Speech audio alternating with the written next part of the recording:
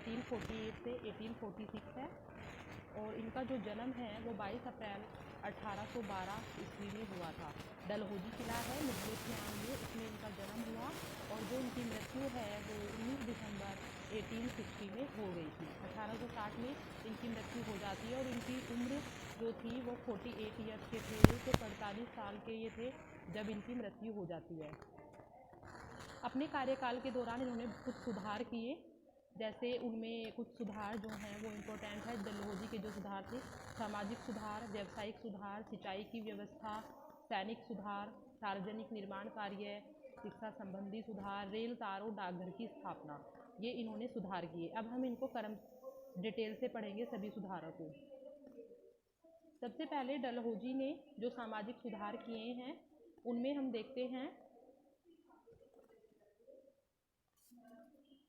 सामाजिक और व्यवसाय। सबसे जो इम्पोर्टेंट इनका जो कार्य था वो हम पहले देखेंगे रेलवे लाइन। रेलवे लाइन जो इन्होंने डलहौजी के काल में भारत में 1853 ईस्वी में प्रथम रेलवे लाइन का निर्माण किया गया था। इन्होंने अपनी सुविधा के लिए कि जिससे इन्हें आने जाने में सुविधा हो, तो इन्होंने रेल लाइन की सुविधा कराई, रेल लाइन की व्यवस्था कराई। और ये जो पहली लाइन थी, प्रथम रेलवे लाइन थी, ये मुंबई से थाने के बीच, बम्बई पहले बोलते थे मुंबई को, तो बम्बई से थाने के बीच में बिछाई गई थी। और जो दूसरी लाइन थी 1854 ईस्वी में, वो कलकत्ता से रानीगंज के बीच में बिछाई गई। अब इनका विद्युत तार, जो रेल तार और डाकघर की इन्होंने स्थापना की है, उसके बारे में हम थोड़ा सा देखेंगे।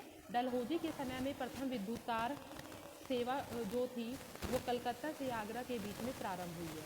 और 1857 के संघर्ष में एक विद्रोही ने मरते हुए कहा था कि इस तार से हमारा गला घोट दिया गया। एक विद्रोही थे जो 1857 के विद्रोह में मारे गए थे, तो उन्होंने मरते हुए कहा था कि जो ये तार है, जो ये तार लाइन बिछाई गई है, कि इस तार ने हमारा गला घोट दिया।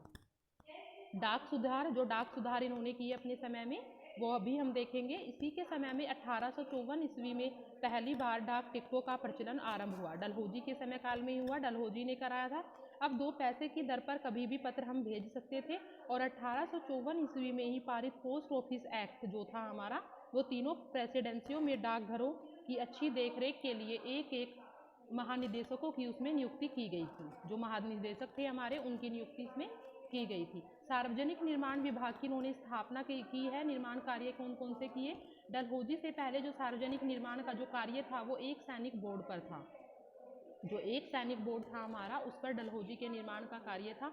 और पहली बार एक सार्वजनिक निर्माण विभाग बनाया गया, जो गंग नहर का कार्य, जिसमें जो सार्वजनिक विभाग था उसमें सबसे पहला जो कार्य था वो था गंग नहर का निर्माण। गंग नहर का निर्माण का जो कार्य था वो पूरा किया गया। ये हमने सार्वजनिक सुधारों में इनका देखा। अब लोक शिक्षा के लिए इन्होंने लोक शिक्षा विभाग की स्थापना की। 1854 में डलहौजी ने लोक शिक्षा विभाग की स्थापना की थी। और शिक्षा संबंधी सुधारों के लिए इन्होंने क्या किया कि जो शिक्षा संबंधी इनसे सुधार थे, 1853 में इन्होंने टॉमसन की व्यवस्था के अनुसार, जो टॉमसन थे उनकी एक व्यवस्था थी, उसके अनुसार उन्होंने समस्त उत्तर पश्चिमी प्रांत, जो आधुनिक उत्तर प्रदेश है, समस्त जो पश्चिमी प्रांत था उस समय, वो आज आधुनिक उत्तर प्रदेश है। लोहर बंगाल और पंजाब में स्थानीय परिस्थितियों के अनुसार, जो बंगाल और पंजाब की स्थानीय परिस्थिति थी, भारतीय भाषाओं में शिक्षा का प्रस्ताव स्वीकार किया गया कि भारत की भाषा में ही शिक्षा का जो प्रसार है वो किया जाएगा। और 1854 ईस्वी को जो चार्ल्स वुड डिस्पैच आता है, चार्ल्स वुड का डिस्पैच, जो विश्वविद्यालयी शिक्षा से संबंधित था। चार्ल्स वुड डिस्पैच जो था हमारा, वो विश्वविद्यालय शिक्षा से संबंधित था। जो विश्वविद्यालय की शिक्षा होती है वो दी जाती थी उसमें, तो इन्हीं के समय में ये पारित हुआ था। विश्वविद्यालय शिक्षा शुरू हो गई थी डलहौजी के समय में 1853 ईस्वी में। कुछ सैन्य सुधार भी इन्होंने किए हैं, देखते हैं। इनके अंतर्गत कलकत्ता में स्थित तोपखाने हैं, उसका कार्यकाल मेरठ में, और तथा सेना का जो मुख्य कार्यालय था वो शिमला में स्थापित किया गया था। और शिमला में इन्होंने डलहौजी महल भी बनवाया था, क्योंकि एक ठंडा था ये इलाका, तो यहाँ पर इनको रहना ज़्यादा पसंद था, तो इन्होंने डलहौजी महल भी शिमला के अंदर बनवाया एक। तो इन्होंने क्या किया कि कार्यालय जो था सैन्य विभाग का, तो इन्होंने शिमला में स्थापित किया था वो।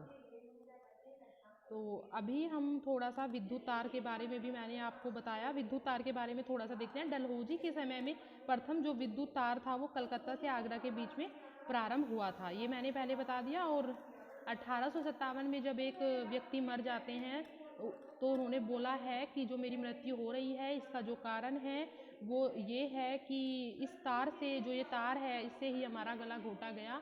ये भी काफ़ी इम्पोर्टेंट था इनका।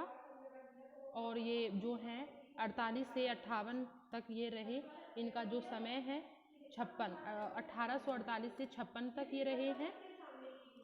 अब कुछ हम और इनके कार्य देखते हैं। प्रमुख जो कार्य थे जो संपादित किए थे इन्होंने, पंजाब का विलय, इन्होंने अलग अलग राज्यों का विलय कर लिया और उसे अपने राज्य में मिला लिया।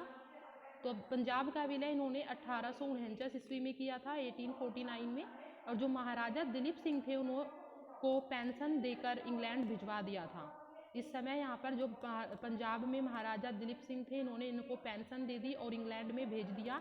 अवध का विलय इन्होंने 1856 को किया, जो 1857 के विद्रोह का कारण भी बना। जब अवध का विलय इन्होंने कर लिया, अवध को अपने उसमें मिला लिया राज्य में, तो इन्होंने 1856 से 57 के विद्रोह का यह कारण बन जाता है। लैप्स सिद्धांत, जिसे उसने अनेक देशी राज्यों को हड़पने में। तो स्टूडेंट हम क्या पढ़ रहे थे कि अवध का जो विलय है इन्होंने 1856 से 57 के विद्रोह का जो कारण बन जाता है जब इन्होंने अवध का विलय कर लिया।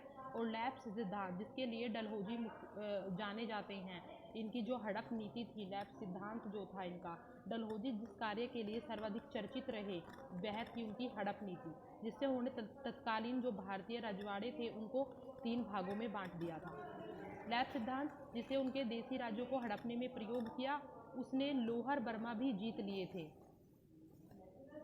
ये आप मैप देखेंगे, इन्होंने जिस दिन राज्य का विलय किया।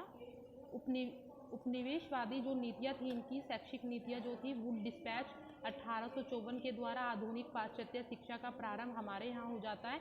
और प्राथमिक, माध्यमिक, विश्वविद्यालय शिक्षा का भी इन्होंने वर्गीकरण किया। भारत के पहले 3 विश्वविद्यालय शुरू हुए थे, लोक शिक्षा निदेशक नियुक्त किए गए थे और रुड़की अभियांत्रिकी महाविद्यालय भी खोला गया था। और 1854 के एक्ट द्वारा डाकघर शुरू किए गए और तार व्यवस्था भी शुरू की गई। भारत में रेलवे की नींव डालने वाला डलहौजी ही था और भारत में उसके लक्ष्य कुछ थे।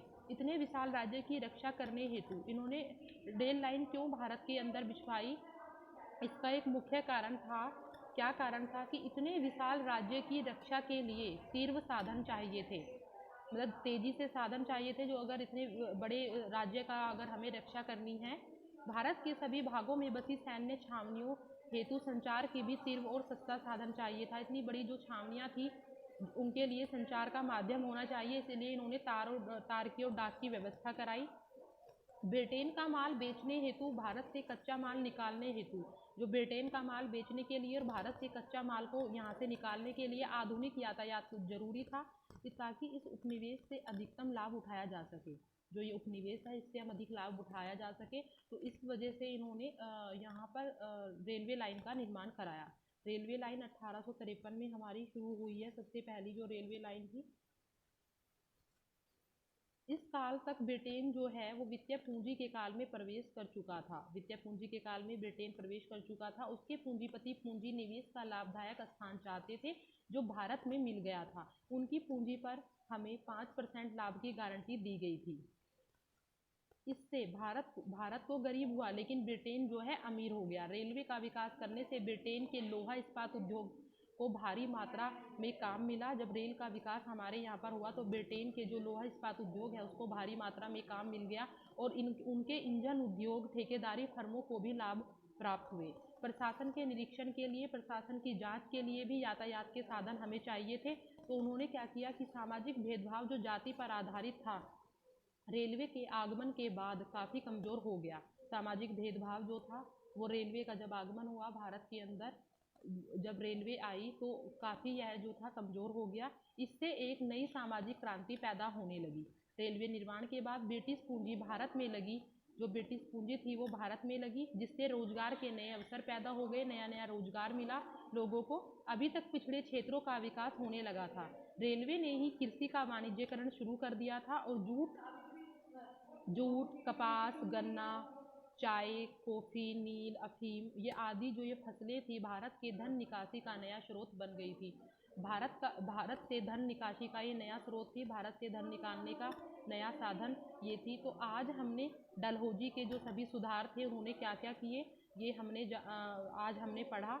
और तो स्टूडेंट्स, नेक्स्ट वीडियो में हम नेक्स्ट टॉपिक की बात करेंगे। आज के लिए इतना ही। आप सभी इस टॉपिक को अच्छे से कवर कर लेंगे। Thank you students.